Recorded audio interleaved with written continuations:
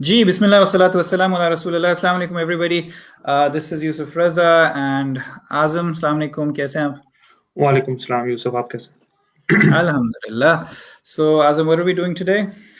So, Yusuf, I was in my house job in New Hospital और मैं psychiatry में house job कर रहा था, तब मेरी आखिरी हाउस जॉब थी एंड आई सा हमारे डिपार्टमेंट में एक छोटी सी एक मैं तेज इसलिए बोल रहा हूँ ताकि मैं लोगों का ज़्यादा टाइम ना ज़ाया करूँ और हम अपने गेस्ट को बुलाएं। एक सुसाइड के ऊपर एक छोटी सी वर्कशॉप थी या लेक्चर था, I can not remember it fully, but we had a guest from Karachi Aga Khan से और doctor Murad Musa Khan. He was the professor of psychiatry there at that time, and वो अभी भी उधर ही हैं. And my friend who was in Agha Khan, he texted me कि हमारे professor आपके पास आ रहे हैं और वो he is this and that. So but जो stood apart, जो चीज उनके पूरे काम में जो हमने उसमें देखा कि he did a Karachi wide study कि जहाँ पे उन्होंने एक किस्म की वी वुड से कि जिसे हम फोरेंसिक साइकियाट्री कहते हैं, एक उस तरह का काम किया था.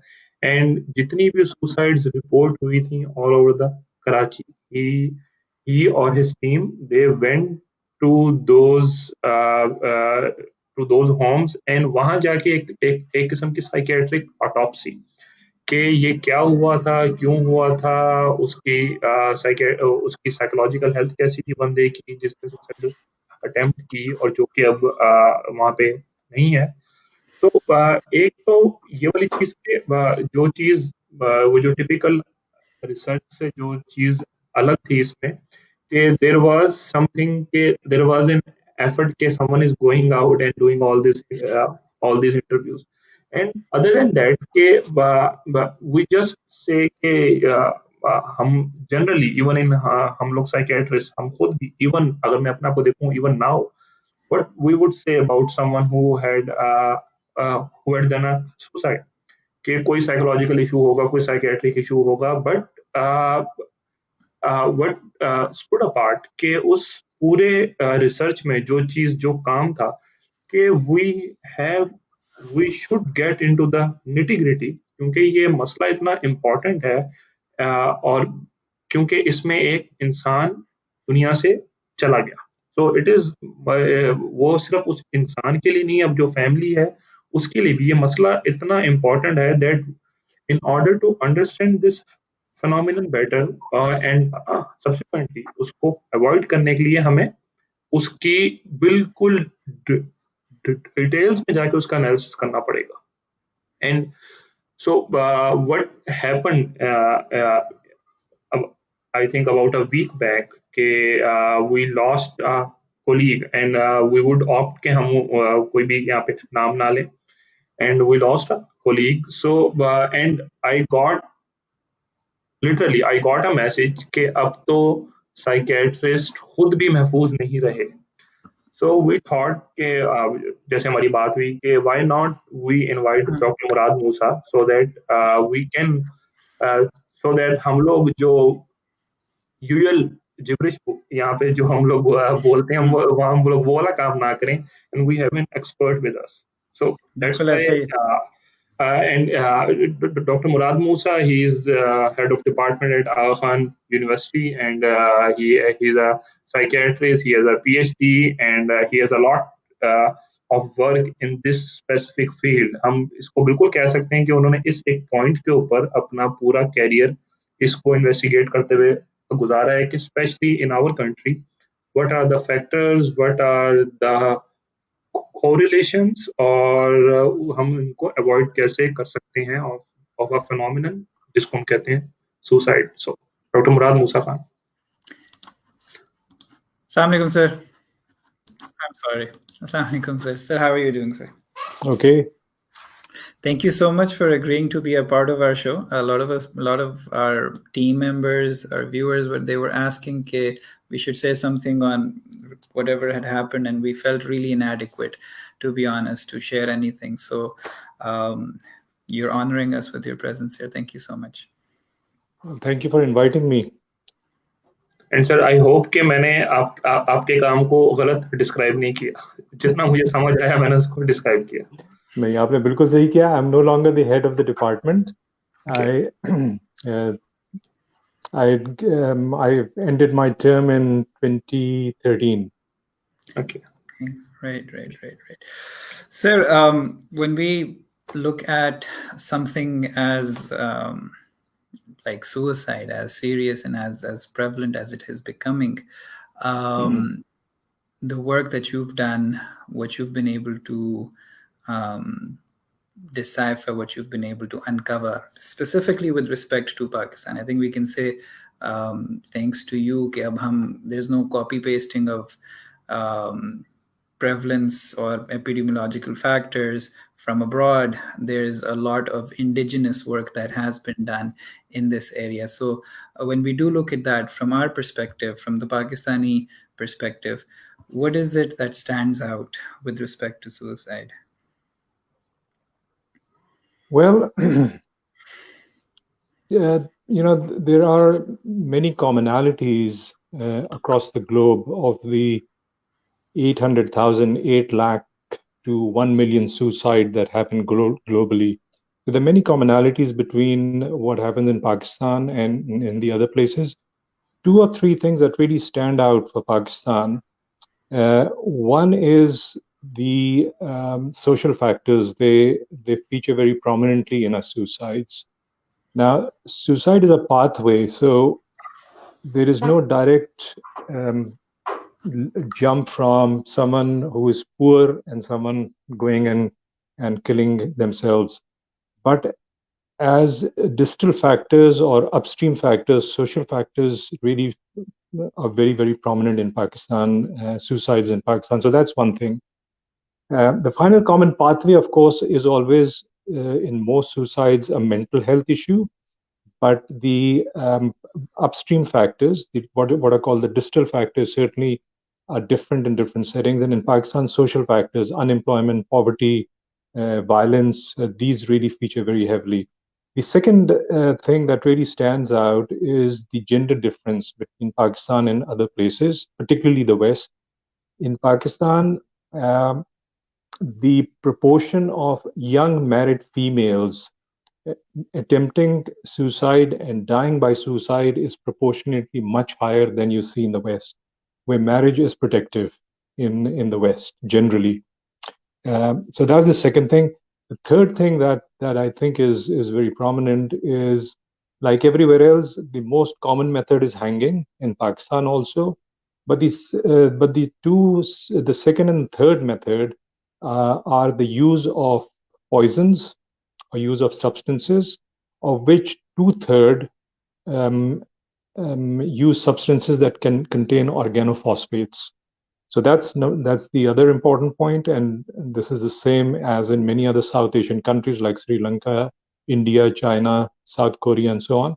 And the third most important factor is use of firearms, which in the recent years, the recent couple of decades or so in Pakistan, because of the proliferation and the easy accessibility of firearms in Pakistan, that has now become the number 3. So these are 2 or 3 very important factors that really stand out from studying suicide in Pakistan as compared to the rest of the world, particularly the West, because I say the West because most studies have been conducted in the West, so that is where we compare our own studies with. But if you look at the region, we have much more commonalities within the region. And sir, you mentioned unlike what happens in the West, कि हमारे यहाँ वो जो marriage है, at least in young females, वो protective factor नहीं है. And sir, what do you think कि इसकी क्या वजह हो सकती है? Because in our textbooks we have been reading कि marriage is a protective factor. So yeah, so iske piche, I think you should have another session on this marriage and mental illness, and I'm serious about this because this is a very important topic. There are cultural, religious, social factors behind this. The way the two genders are brought up in Pakistani society, which is again informed by a lot of social, cultural, and religious factors, and the differential treatment of the upbringing of men and women, or girls and boys in Pakistan, contributes hugely to this. Women generally, the way they're brought up in Pakistan, is they are given second preference over boys. So if there's a family which has both got sons and daughters, the son is given preferential treatment in everything, right from the time of conception to birth to education to leisure activities to food, access to health, education, and so on. So the girl in Pakistan kind of grows up with the thought that she has to grow up, get married, go to the in-laws, and somehow has to put up with whatever treatment is meted out to her. And I'm talking very generally. If you go into obviously different social classes, it will be different. But I'm talking, as a general society. So the girls grow up, and many times because the average age of marriage of Pakistani girl is much lower, they have to interrupt their education. They don't have economic independence, so they're totally dependent on the husband. Joint family system is very prevalent in Pakistan, as you know, and that has its own challenges of living with the in-laws. The son then becomes in a very difficult position, because on the one hand he has his mother and his sisters and so on, and he also has responsibility towards his wife. So the wife is many times seen as an intruder in this very strong relationship between the boy, the mother, and other females in the family. That leads to a series of issues, which then over a period of time, in many cases, compromises the mental health of the female. And this is what we are seeing, not just in suicidal behavior, but if you look at psychological morbidity, depression, anxiety, health-seeking behavior, women who seek help for the psychological problem. In every way, women outnumber men. And then if you look at the marital status of women, you will find married females outnumbering single females in the majority of the studies. So this whole concept of arranged marriages and some of the other factors that I've talked about then gets translated into compromised mental health. And the compromised mental health, a part of that then go on to develop serious mental health issues, and then some of them go on to the suicidal pathway. And this is what is reflected in the studies that we are witnessing. So that's in a nutshell. Obviously, each of them needs to be unpacked more detailed in a different session, perhaps. Right. So just briefly, we're going to come back to suicide. Obviously, this is originating from there. When we talk about our society and the values with which we grow up, we hear a lot about the responsibilities of the wife, of the woman, as she's going to go into the new household, how much she's supposed to do, what she's supposed to take care of, and it's very detailed, and the burden is pretty well established. As far as the men are concerned, typically, other than the financial responsibility, the idea that the emotional needs have to be met, or there are emotional needs, or that there's other responsibilities that need to be taken care of, that side never seems to, or hardly ever seems to be highlighted or stressed. So the kind of protective factor that we see in other countries, perhaps the Western countries, the emotional support that can come from an intimate relationship, do you think that has as an important role to play with respect to why we have this discrepancy? Yes, I think you're absolutely right. And that is why studying these factors in the local context becomes very important. So आपने जो पहले mention किया था, Dr. Azam, about the psychological autopsy study, the purpose really was to look at local factors, because the problem is global, but the solution always has to be local. And for the solution, you need really good evidence at the local level. So आप जो बात कर रहे हैं, Yusuf, you're absolutely right. Men and women are influenced differently. They face different kind of stressors. Suicide rates in men are 2 to 3 times higher than women, and we see that in Pakistan as well.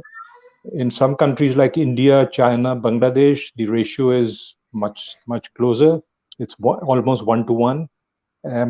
But they both face different problems. And in Pakistan, it's a unique issue that men have a different kind of stress, the responsibility of the family, being the bread earner, issues about the self-esteem and self-confidence, and come from a job and then being unemployed and not being able to provide for the family.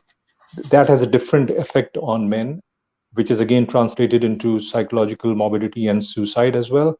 And women are affected very differently. But overall, the stakes against women are very high of mental, of not being affected by mental. So the kind of stresses women face are far more than what men face. But of course, both face different issues. Men have a different kind of different kind of stresses. Women have different kind. But if you look at overall, women are under far more stress than men are. And sir आपने कुछ factors की शुरू में बात की, and then we move to the के वो factors related to the marriage. Sir, thinking about Pakistan, can you talk about something के हमारे यहाँ वो कौन से फैक्टर्स हैं जो कि प्रोटेक्टिव हैं, rooted in our culture and society, और वो कौन से फैक्टर्स हैं जो कि प्रोटेक्टिव नहीं है and they contribute towards this the suicide. Suicide की अगर आप स्पेसिफिकली बात करिए तो one of the most important factor is religion. In Islam, in Islamic religion, the suicide is considered as Gunah al-Kabir, one of the major sins. And if you look at the statistics, epidemiology of suicide in Islamic and non-Islamic countries, then rates in Islamic countries generally compared to non-Islamic countries are much lower. So religion does provide a very strong protective factor through deterrence, because of what is said in the Holy Quran, what is said in the Hadith, and that I think has an important bearing. We all know when we are growing up 2 or 3 things that are really ingrained in us. Like pork nahi khana hai, suar nahi khana hai, sharab nahi peena hai, khudkashi nahi karna hai. So this is what we kind of grew up with. So it's got a very strong deterrent value, deterrent effect, and it is across the Islamic world. However, what we are seeing now, particularly from countries like Pakistan, Iran, Indonesia, Turkey, some of these are very traditional conservative Muslim societies, like Iran, for example, some perhaps not so much, like Turkey, Malaysia. But overall, suicide rates have been climbing up. And therefore, one has to ask the question, has Islam lost its deterrent value?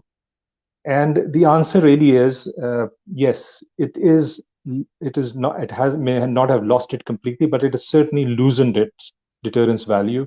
And the reason is because there is a very tenuous balance between these protective religious factors and some of the social factors and the economic factors, like poverty, unemployment, and so on. So it is a balance. So I think as long as these factors are taken care of, people are looked after, they have employment and so on, religion really plays a very important protective factor. But when this starts to really cut in, as it is in Pakistan, then the protective effect of religion starts to lower down. So एक तो factor ये हो गया religion, बहुत important factor है. दूसरा हमारे यहाँ I think what is very good is the family system. Now the family system can both be a stressor, like it is for many females, but it is also protective because people don't live on their own. West में social isolation is a big factor. और West में 2 peaks आती हैं suicide में, एक in the young and then in the elderly. और elderly में जो 2 चीजें important हैं वो एक social isolation और medical comorbidities, because they live into very old age, 80s, 90s and so on. So जाहिर है मेडिकल प्रॉब्लम भी आपके बढ़ जाते हैं. So isolation भी है, मेडिकल प्रॉब्लम भी है. So they either end up in nursing home or they live on their own. So that's a major problem. Pakistan में ये चीज नहीं है. Very few elderly people live on their own. There are virtually no old people's home except in few communities. So people are looked after either by the immediate family or by extended family. So that's another very positive factor in Pakistan. जो है तीसरी जो चीज है, which I think is a weak factor, suicide is still criminalized in Pakistan. So if you were to make an attempt and you survive, then you can be charged under the Pakistan Penal Code 329 for committing a crime, which you can be sent to. So you can be prosecuted. You can either be sent to jail for 1 year, rigorous imprisonment, or you can be fined 10,000 rupees. So that may also be a factor in making people not go this way. So these are 2 or 3 things that may be protecting as a society from indulging in this act. And sir, supplementary question, because you mentioned religion as a protective factor. And sir, इसी data को कुछ लोग and we see that a lot in our practice कि इसी data को ऐसे भी interpret किया जाता है कि if religion then no suicide, कि it is that it is only a correlation or it is a causal factor कि अगर religion होगा तो क्या ये surety होगी कि suicide नहीं होगी, क्योंकि then some people tend to interpret it backwards कि उसने suicide इसलिए की क्योंकि उसका इस्लाम से ताल्लुक नहीं था. See, that is a very important question, Azam, and I think it is. This is the value of research, that you don't make generalizations like that. So you're absolutely right. So the study that I did, the psychological autopsy study, in which I studied 100 cases of suicide and matched them with 100 living controls, I found that almost 2/3 of the people had moderate to high religiosity. Okay, 97 of these 100 were Muslims. So religiosity is the practice of the religion. It is not simply what religion you are, but the practice of it. So 2/3 had either moderate degree of religiosity or high degree of religiosity, जिसके अंदर ये चीजें जो हमने measure की थी, things like हज किया है, उम्रा किया है, do they fast, do they pray, and so on and so forth. So religion as a whole might be protective, but then individual factors start to come in. For example, if someone is clinically depressed, is a very good Muslim, but is clinically depressed, and that depression may be driven by biological factors. There's a very strong family history, for example, which means there is genetic overloading for depression. But this person is a very good Muslim, has done everything that one would require. सारी चीजें करते हैं वो, उसके बावजूद they became depressed, and as part of depression, they went towards suicide. So you can't say that depression in this particular case, this man was not a strong Muslim. He failed as a Muslim, and that's why he died by suicide. No. So you've really got to take into account all of these different contributory factors also, and you also need to really see at what level is that factor working. For example, job, we know, is a very important protective factor. We know children are protective factors. We know that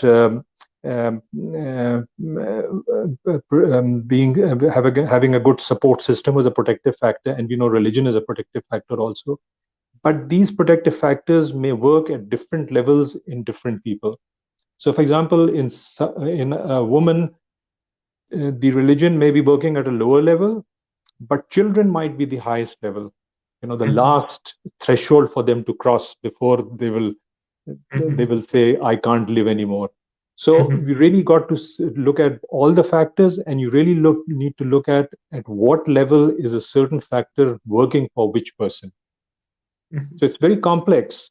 The suicide itself is very complex. Studying suicide is very complex also, but we have to do it to really understand what is happening. And then from the generalizations, we need to go into the individuals. आपने जिस case की बात की थी, जो example दिया था, जो डॉक्टर साहब ने जो suicide kiya hai, and he apparently also killed the daughter. I only know from what I read in the news. Obviously, this must have been going on for a long time. It is not something that happens in a vacuum or happens suddenly. These factors have been playing for a very, very long time, and it may have come to a point then when the situation become untenable, whether it was due to the COVID restriction, whether it was due to whatever, I don't know. I mean, it requires a psychological autopsy to really understand what was happening.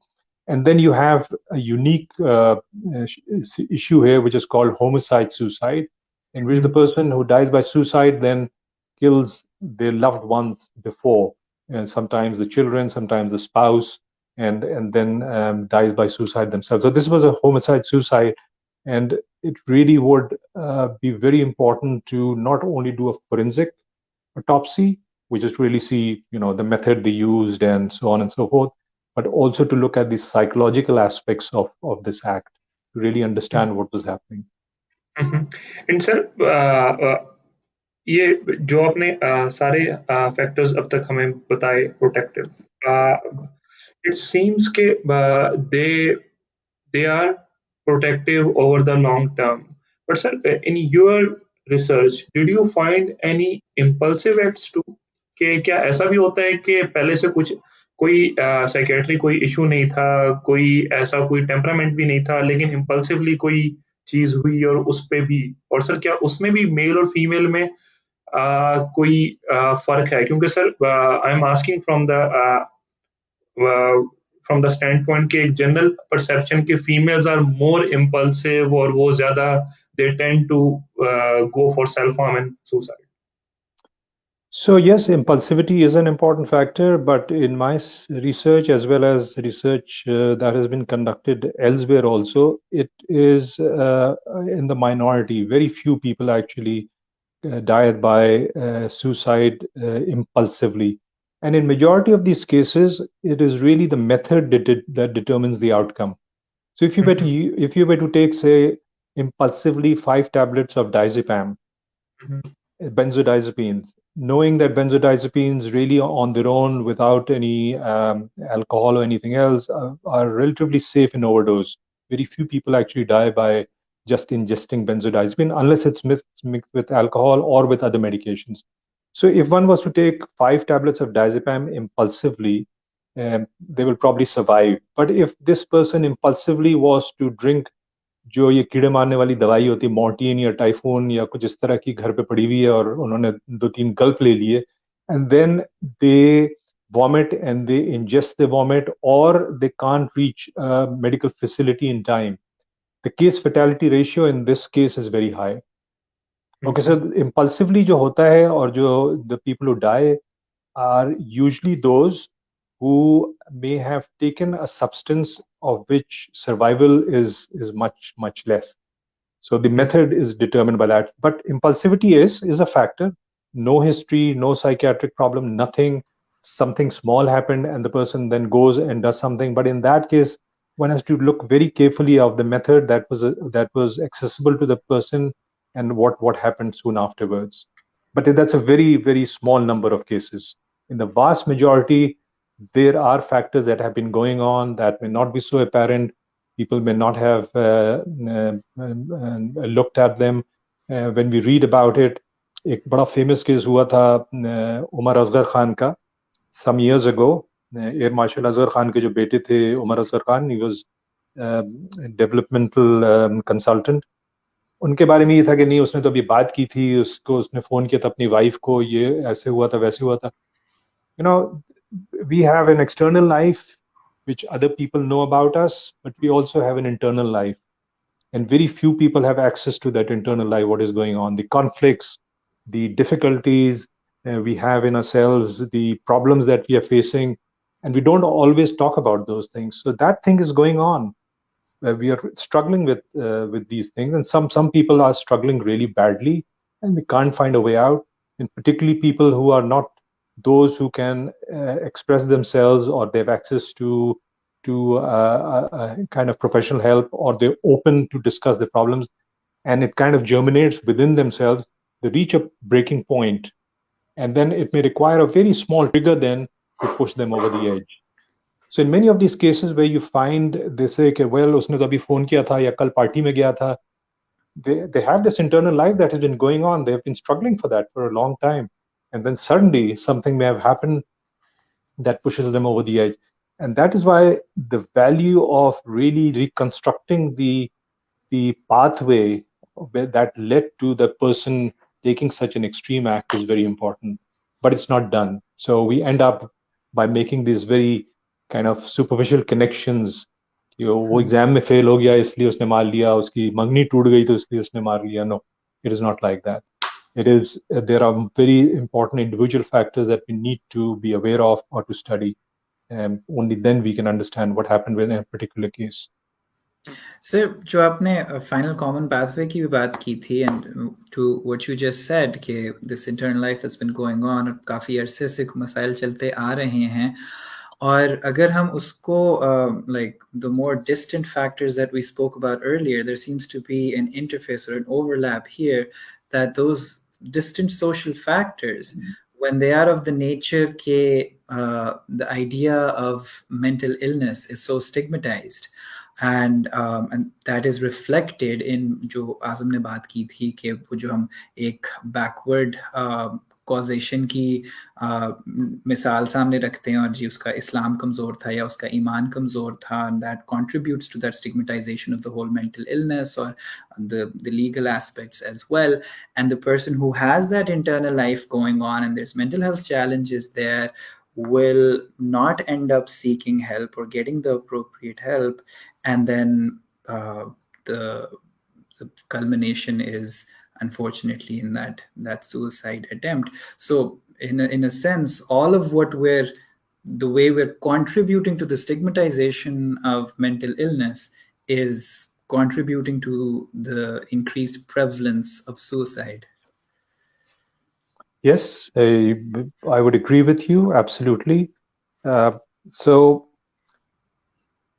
most suicide prevention programs will emphasize affordable, accessible, and culturally relevant mental health services.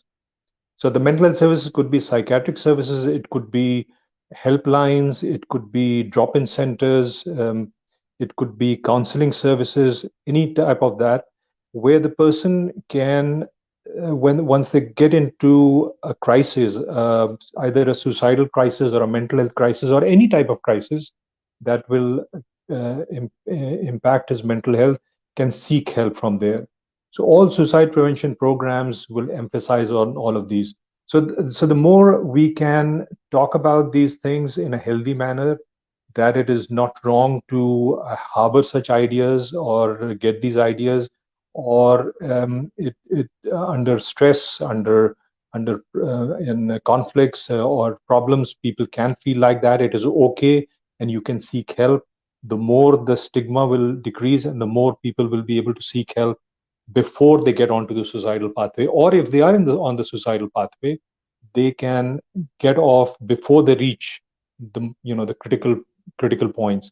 So that is why it's extremely important that at an individual level, the more support system a person has, friends, family, people who he or she can confide in, is very important.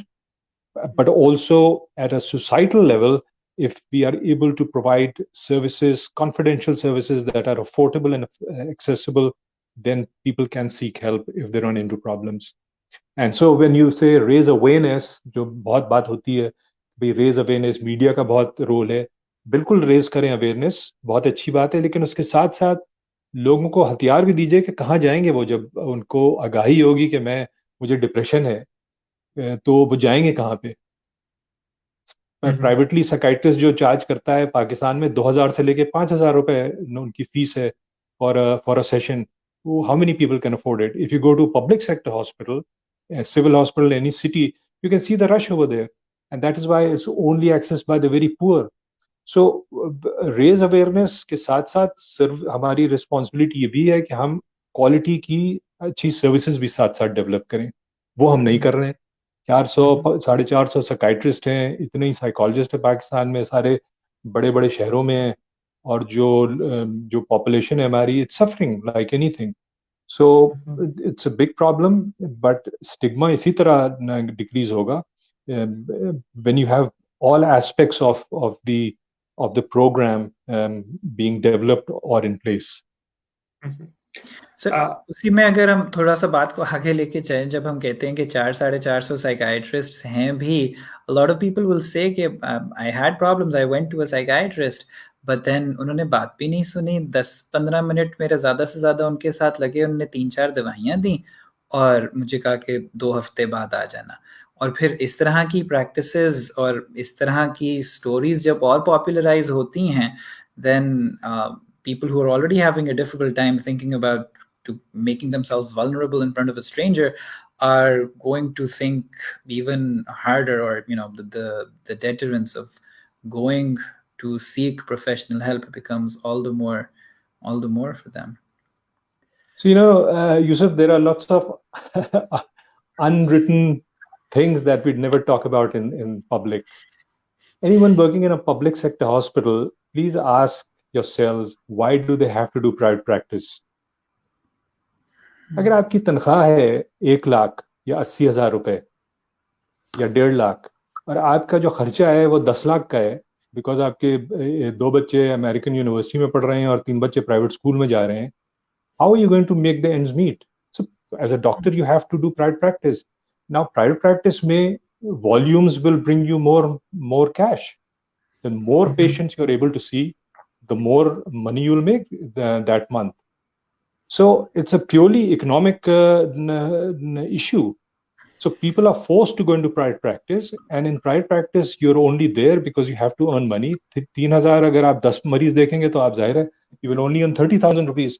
आप 20 देखेंगे तो 60,000 rupees आप एक clinic से ले जाएंगे. So how do you do that? You either cut down the number, the duration of your contact with the patient, or you increase your fees. एक मरीज से मैं 10,000 रुपए लूंगा जो आप ले ही नहीं सकते हैं, वो you'll kind of go out of the market. So 3,000 रुपए अगर आप ले रहे हैं and you want to fit in 20 patients, and my colleagues see about 40, 50, 60 patients, 100 patients in a clinic in an evening. It's this is not a hidden secret. So this is pure economics. So what you have to do then, if you want to get away from this practice, is you've got to provide a proper career pathway, and you've got to then pay them properly so that they don't have to cut corners and see the patients. आप तो 10 minute की बात कर रहे हैं, मैं तो जानता हूँ जो मरीज आके मुझे बताते हैं वो 3 मिनट में वो बात भी नहीं करते हैं उनसे, देखते भी नहीं उनकी तरफ, 6 दवाइयां लिख कर दे देते हैं. So ये आपको एक तो वो होगा economics. Second is your training supervision. Pakistan के जो प्रोग्राम्स हैं, जनरली स्पीकिंग, मैं किसी एक खास प्रोग्राम की बात नहीं कर रहा हूँ, वेरी पुअरली ऑर्गेनाइज्ड, डेप्थ नहीं है उनके साइकेट्रिक प्रोग्राम में, और FCPS के एग्जाम के ऊपर सारा एम्फेसिस है कि बस वो एग्जाम किसी तरह पास हो जाए. डिसर्टेशन आप देख लीजिए उसकी क्वालिटी क्या है.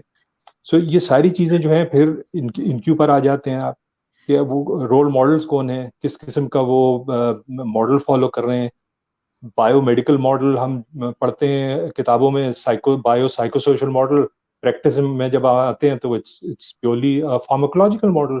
मरीज आया, 2 बात सुनी, DSM की चेकलिस्ट में से आपने कहा ये तो डिप्रेशन है, और उसको 2 दवाइयां 3 दवाइयां लिख कर दे दी.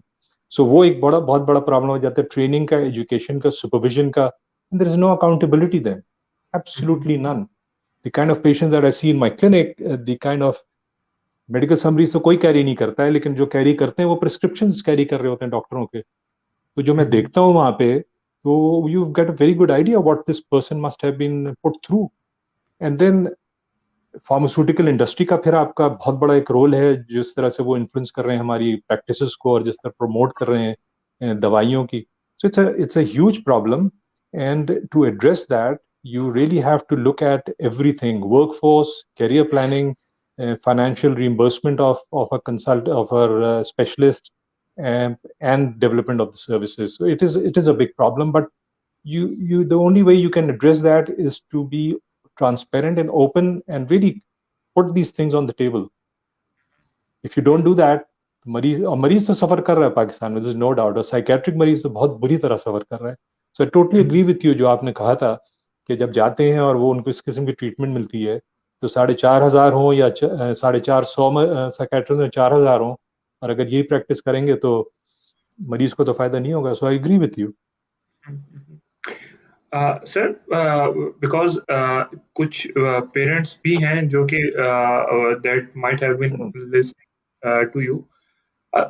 Sir every now and then हम न्यूज़ में देखते हैं कि कोई टीनेजर ने या इवन जो 10 साल से भी छोटे बच्चों ने सुसाइड्स कर ली. Sir what do you think कि उनके क्या कॉजेज होती हैं? बिकॉज वी जनरली थिंक कि उन पे कोई रिस्पॉन्सिबिलिटी नहीं है और उनमें वो ड्रग्स वाली चीजें कॉमन नहीं है, उनकी एक्सेस नहीं है फायर आर्म्स तक और इन चीजों तक. But sir we still see कि उनमें भी सुसाइड्स देखने को मिलती हैं. So what are the causes in them and how can we prevent them? Of course देखिए, fortunately suicide in young people, children under the age of 12 और 10 is very rare. But ऐसा नहीं है कि बिल्कुल नहीं होती है, बहुत रेयर है और अच्छी बात है वो, because children, because of their age, are protected against certain things, some naturally, some because of the way societies are organized. However, because nowadays of access to the media through cell phones, through internet and the TV channels, they have much more access to these things, and a lot of them are unsupervised. And we know now that 6 years, 8 years, 10-year-old child also now has a cell phone. So they have access to all of these things, and they can go to sites and हर किस्म की चीजें वहाँ होती हैं. सो एक तो ये है कि लोग अपने जो प्रॉब्लम्स हैं, अपने इशू अगर चल रहे हैं पेरेंट्स के साथ, स्कूल में वो लिख रहे होते हैं, they can associate themselves, relate to those issues also. तो एक तो ये है. दूसरा ये कि there is absolutely no doubt, because the way the society are now functioning and competition is increased both for admission, for tuitions, for results, exams, and so on. Children are under much more stress. There's absolutely no doubt about that. So that again causes problems.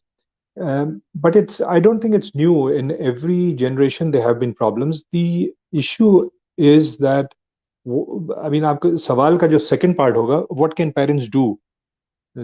अगर इस तरह से चीजें हो रही हैं, parents का जो सबसे बड़ा जो इम्पोर्टेंट चीज है ना, वो कम्युनिकेशन है with the children. How do you maintain communication? So there is a term called emotional literacy. And emotional literacy means that you are able to not only express yourself freely, talk about your feelings and emotions, but also be aware of the others' feelings and emotions. So parents के लिए बड़ा जरूरी है कि वो communication channel जो है, good communication जो बच्चों के साथ है, वो उसके ऊपर वर्क करें, इन्वेस्ट करें, टाइम दें. And if you are able to have good communication, that will lead to a good, healthy relationship, a warm relationship, a constructive relationship, so that when the child gets into problem, and all children and adolescents as they grow up run into problems. Well, it's part of growing up. You will experiment certain things that you shouldn't do. You will get involved in certain activities that you shouldn't do, but that's part of growing up. But if you have a good relationship with your children and they run into problems, they will come to you and discuss that.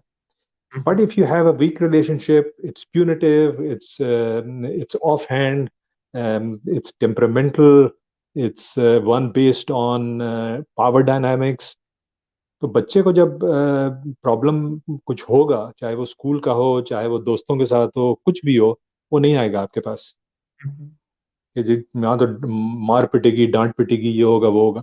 So parents must try and develop as good a relationship as they can with the children, or basis of good relationship is always communication.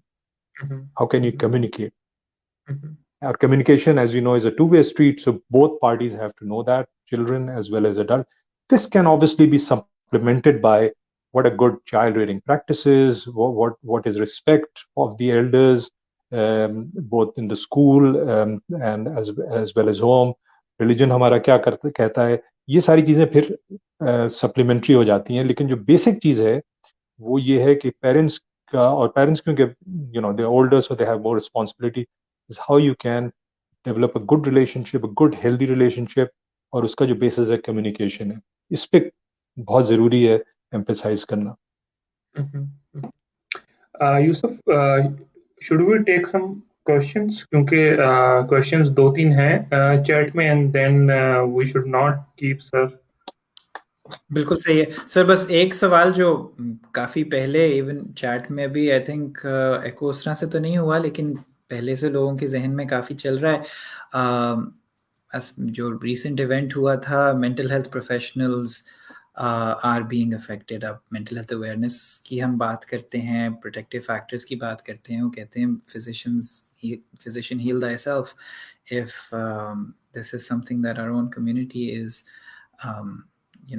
so that's a question that people generally get ki ab phir what is it that you have to offer as psychiatrists? बिल्कुल. It's very important that individual cases se generalize na kare, because these cases will always happen. That's number one. Number two is कि doctors, कोई भी specialist हो, psychiatrist हो, psychologist हो, they are also human beings. So they are faced with the same kind of issues and problems. And therefore, it's extremely important that individual level, all of mental health professionals develop their own good systems of coping with stress, whether it's religion or whether it's hobbies, interests. Individual level पे वो करें. Professional level पे, it's extremely important that you must have a good support system. One of the really good things about working at Aga Khan Department of Psychiatry is we have a weekly peer review group.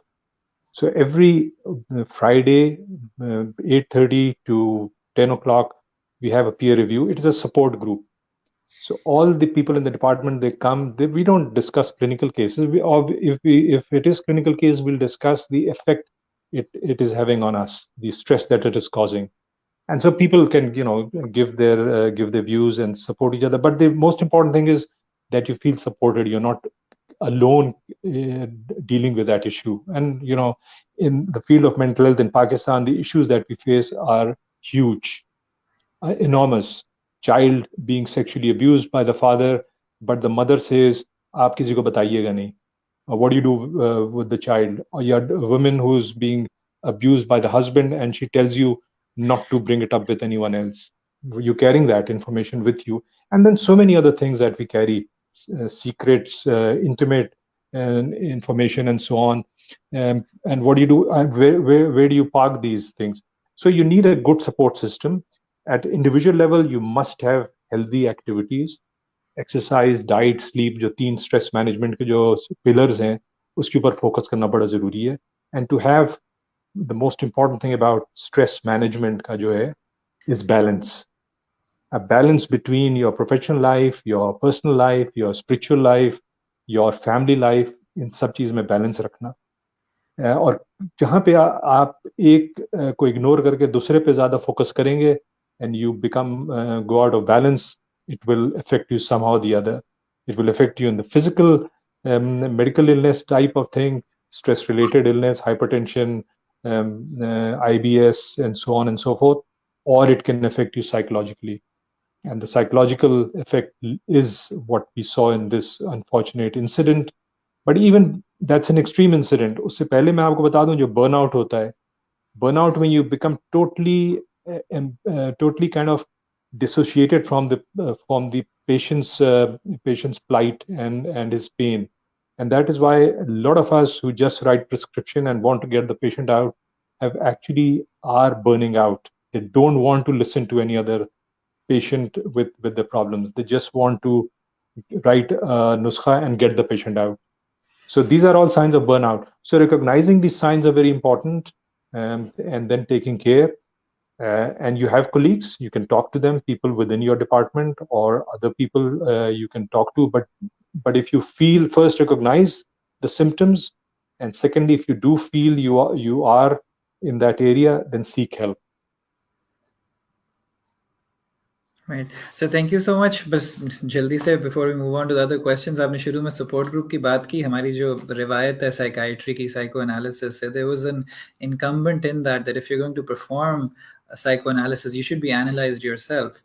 But for some reason, as we are progressing and becoming more biomedical and pharmacological, that practice, or any psychotherapeutic practice for that matter, seems to be very distant from psychiatrists themselves, and all the more reason we become vulnerable. Yeah. I mean, आपको पता है ना जो famous saying है, know thyself. The more you're able to know yourself, the better you'll be able to understand other people. So if you can know yourself, and psychoanalysis is one method of knowing yourself, but there are other methods also. If you're able to do that, you can understand yourself. You'll be able to understand other people also. So spend time, invest in yourself. Good. Azam, questions? There was one question about does the number of children has any protective factor in suicide? Number of children का तो मुझे नहीं पता है, but children definitely are protective factors. Too many children can actually work the other way, because obviously too many children mean that the woman may have undergone a lot of pregnancies, and therefore she may have undergone a lot of physical stresses, particularly if there's not much spacing between the children. Too many children also means economically the family has to be much more hardworking. So it is not the number of children, but I really feel children as having children are protective factors. But too many children can, number of children can work either positively or it can work negatively. On the other side, infertility is a major risk factor for women in Pakistan. It's a major risk factor for psychological morbidity and suicidal behavior. Sir, another question is, are there any particular identifiers for an individual who wants to commit suicide?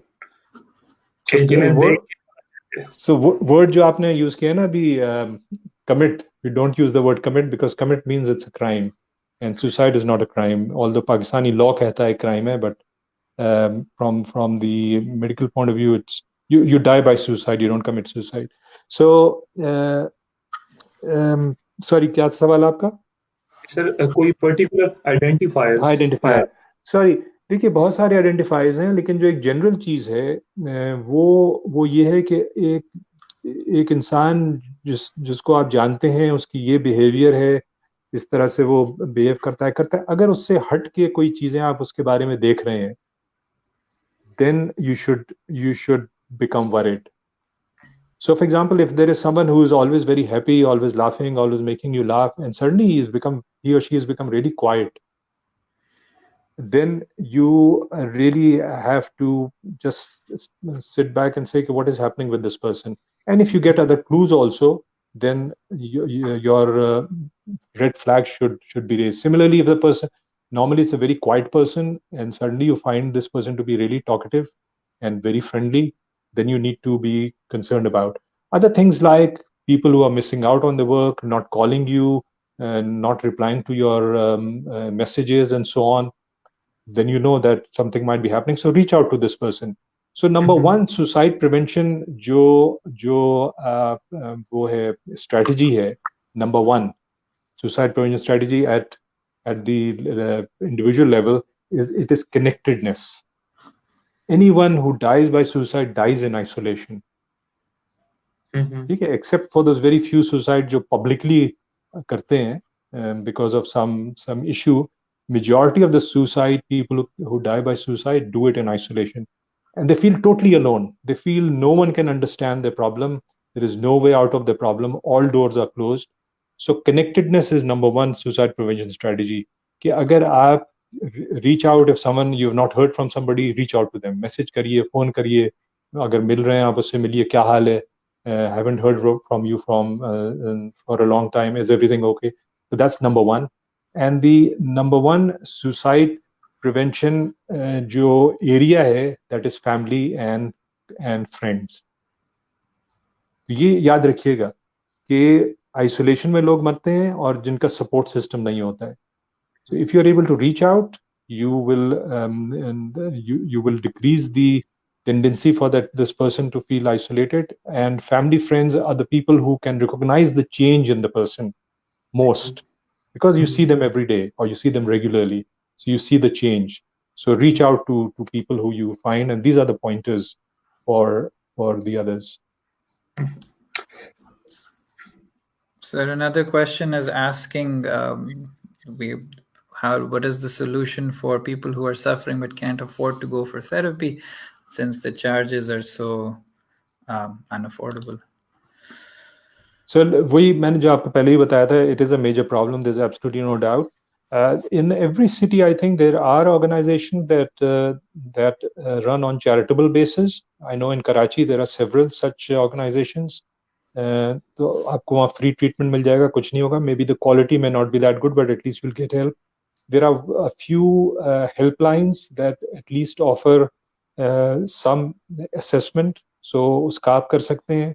आप Google पे जाके अगर type करिए helpline suicide, helpline mental health, आपको मिल जाएगा.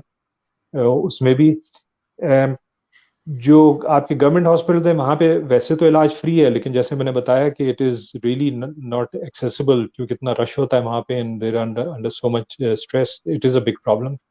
A lot of practitioners who are in private practice, if you request them that you can't afford it and could you please give a concession in the fees, majority will do it. Pakistan में बड़ी अच्छी बात है कि हैं जिस तरह की हमने पहले बात की थी वॉल्यूम्स और रेवेन्यूज की, लेकिन most people will also give a concession in the fees if you are non affording.